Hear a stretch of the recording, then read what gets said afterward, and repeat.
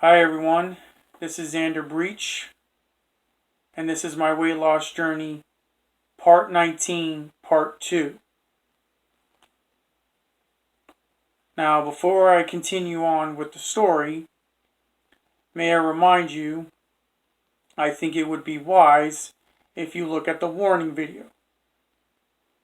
Yes, please look at the warning video before viewing this. If you haven't, please do now. Don't even think about watching this video. If you have, good. Sit back, relax, and enjoy part 2. So, Christmas came around. Me and the family I was living with all went to my adoptive dad and stepmom's house. May I remind you, we did have cable.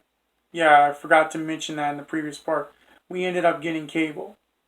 So, that's a good thing.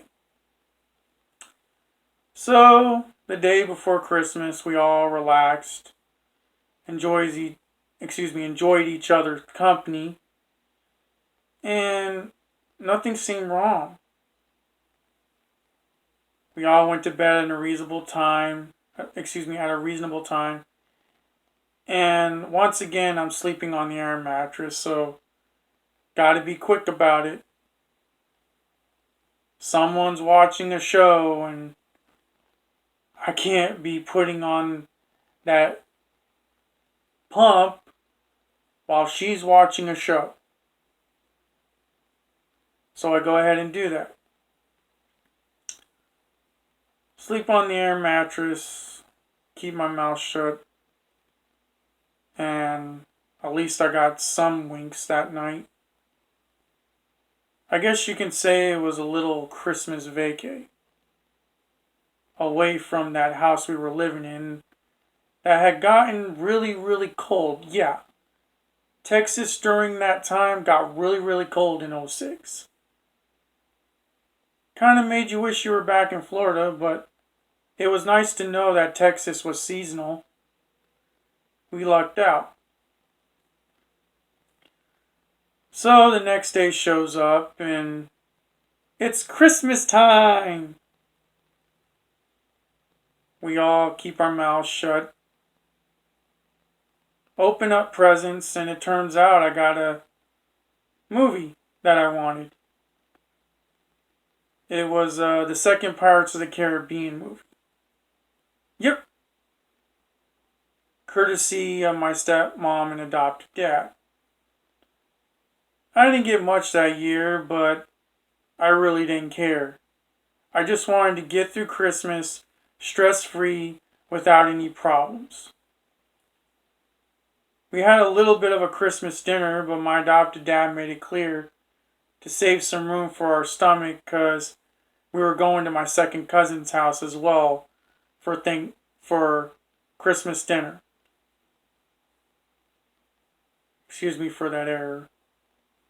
Yeah.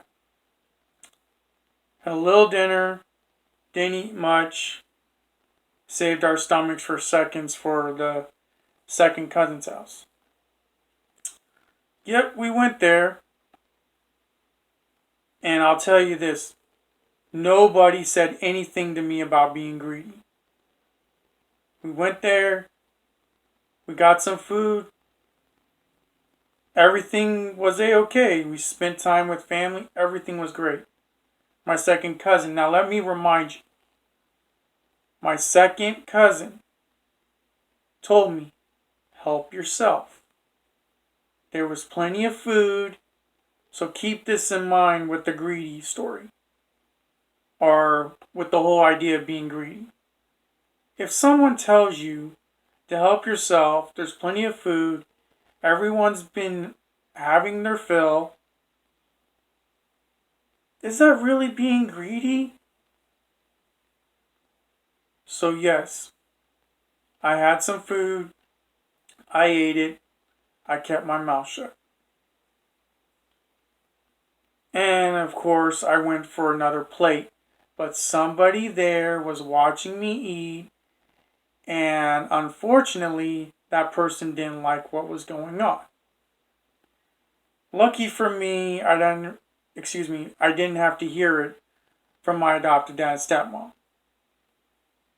But still, like I said earlier in the previous part,